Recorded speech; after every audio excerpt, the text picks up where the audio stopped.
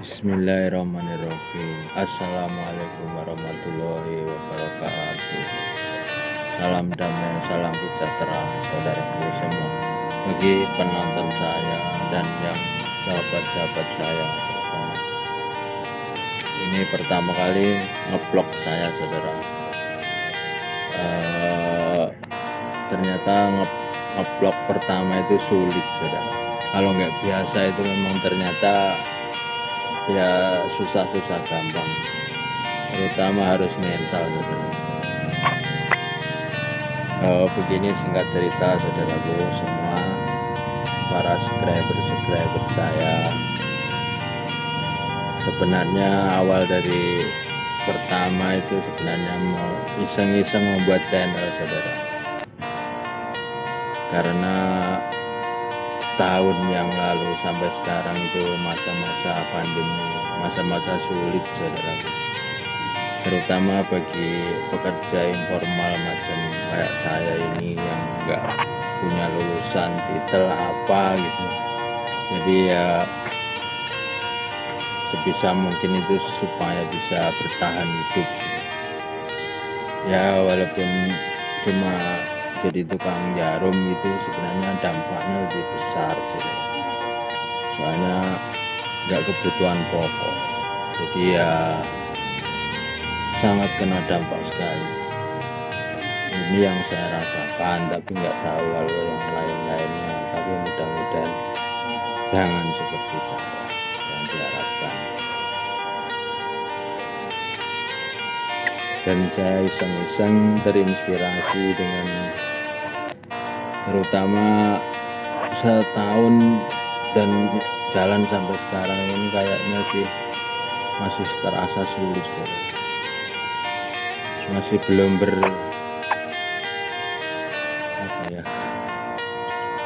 masih belum banyak keberuntungan di bidang jasa itu, terutama di bidang jasa jahit, soalnya ya nggak kebutuhan pokok soalnya.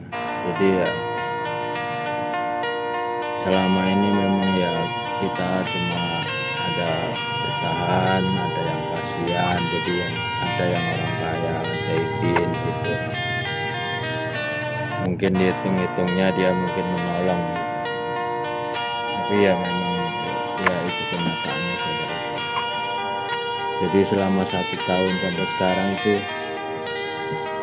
kok dunia per-YouTubean itu kayaknya sih menjanjikan gitu, tapi ya mungkin itu rezeki masing-masing.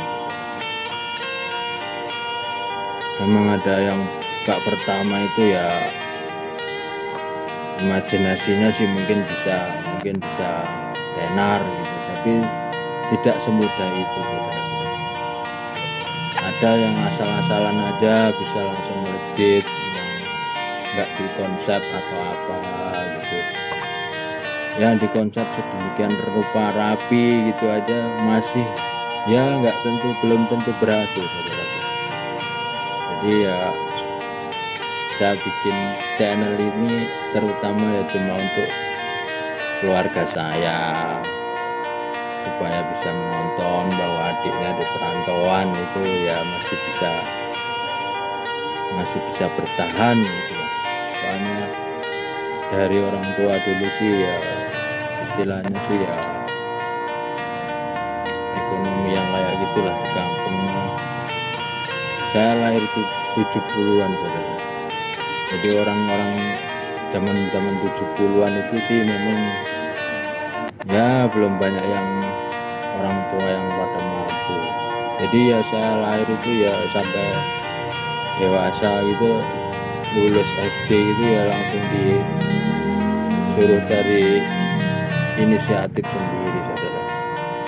Ya mau gimana lagi, orang tua kan udah menghidupi dari kecil sampai dewasa itu sebenarnya juga belum mampu banget, jadi ya udah lahir ceprot disuruh,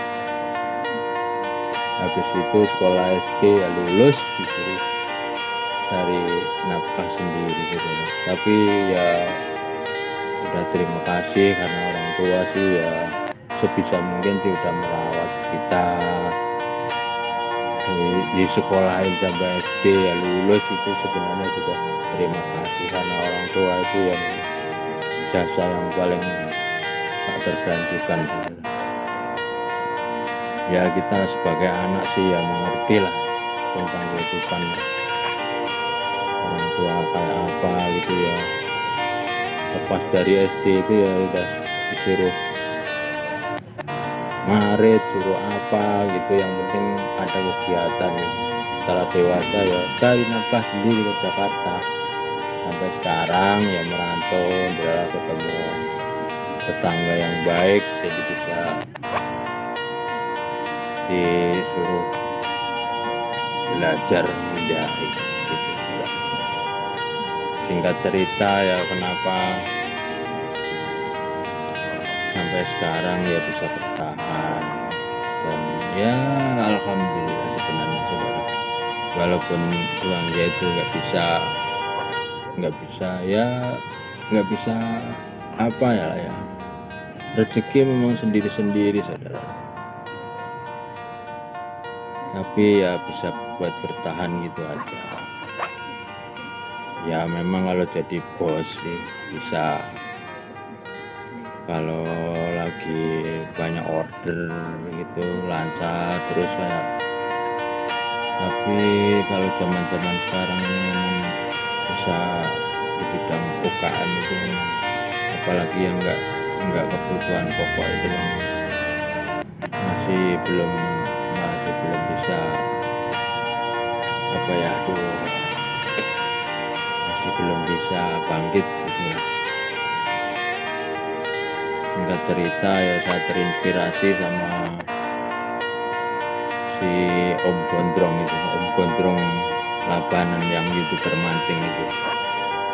Kayaknya itu ya memang dia berangkat dari awal, dari sebelum dia bisa apa-apa, terus ada yang bisa mengerti tentang HP saudara, tentang perhitungan.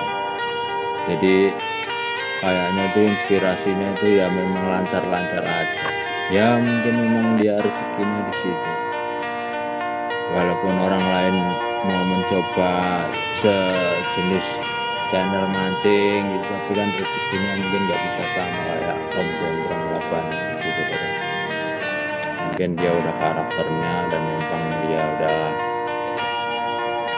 udah ketemu jalannya di situ lah, dari Allah mungkin ditunjukkan.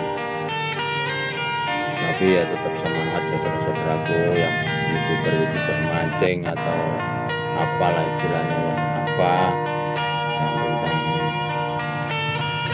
masak, yang yang sehari-harinya yang di upload gitu, mungkin ya secara tidak sengaja memang kadang-kadang ada yang beruntung di peruntungan YouTuber dan sepertinya saya itu terinspirasi ya, walaupun nggak bisa tenar dia sih, yang penting kita udah bisa bikin channel gitu aja kayaknya sih udah seneng banget gitu. Bayangin aja kalau yang orang nggak tahu apa-apa, yang nggak kenal YouTube, tahu-taunya YouTube itu semenjak setahun ini ya, semenjak pandemi itu memang kita itu sehari-harinya memang sering nongkrong, sering ya adanya cuma HP hiburannya, jadi sering cuma nonton YouTube aja, yang jelas ketemu yang YouTube menarik, dari inspirasi, motivasi itu. Tapi ya itu tadi, rezeki memang masing-masing, yang penting sih ya berusaha, maunya sih mudah-mudahan sih ya bisa kayak yang tenar-tenar itu. Kita ini kan enggak dari nol, bukan siapa-siapa, kita ini ya artis bukan, orang terkenal bukan, ya kita memang cuma iseng-iseng saudara. Awalnya sih saya cuma upload aja, siapa tahu keluarga saya yang penting kan bisa melihat gitu, bahwa saya itu masih diberi kesehatan, bisa bisa ngerti kalau memang kangen. Ya walaupun sekarang media sosial itu ada banyak macam gitu, yang WhatsApp, yang Facebook, yang Instagram itu kan udah biasa. Tapi kalau YouTube itu memang nggak semua, pokoknya prosesnya itu lain daripada yang lain gitu. Pakai ngedit harus telaten gitu, terutama ya harus telaten itu tadi. Dan walaupun orang pinter gitu juga kalau nggak ada niat bikin channel itu juga belum tentu.